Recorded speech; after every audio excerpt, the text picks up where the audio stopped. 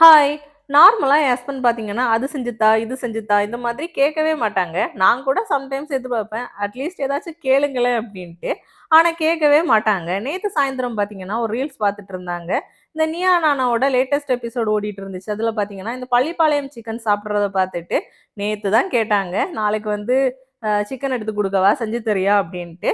சரி அப்டின்னு சொல்ட்டேன். காலையிலே பார்த்தா போய் சிக்கன் எடுத்துட்டு வந்துட்டு, அத கிளீன் பண்ணி கட் பண்ணிலாம் குடுத்துட்டாங்க. நான் வந்து இன்னைக்கு லஞ்சுக்கு அதுவும் சிம்பிளா வந்து ரசமும் செய்யலான்னு தான் பிளான் பண்ணியிருந்தேன்.